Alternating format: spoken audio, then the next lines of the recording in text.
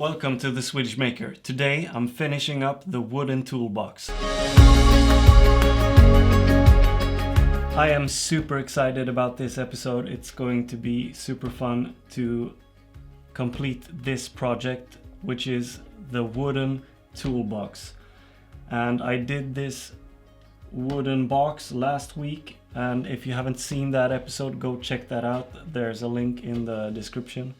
And today I'm going to finish this wooden box up with the following things. So I have this wooden stain because I think the wood is a bit too light like this, so I'm going to stain it. Even though I'm not a fan of wood stain, I'm going to use this brown. It just says brown. I'm also going to use piano hinges, leather straps, these brackets of some sort, and I also got this foam that is pre-cut, and it's going to hold all the tools inside of the box. I'm also doing this kind of as I go along, so I'm not sure what the end result will be like just yet. Anyway, the first deal of business is to stain the box, and before I do that I need to clean it up a bit because there's a lot of sawdust inside of the box and also on the outside. Let's get to it.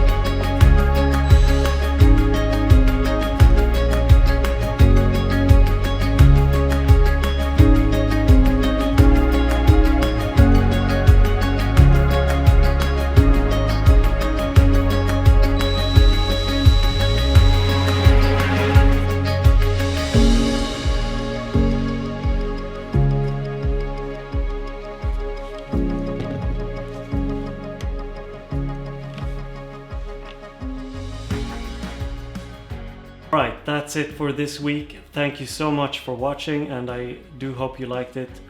Please comment down below if you have any questions and I'll answer it. This was actually a good project for me. There is definitely room for improvement. I need better wood as well, but I'm slowly getting better at doing wood work, and that's what it's all about, the process. Please subscribe if you haven't, and hit the bell to get notifications, and I will see you guys next week.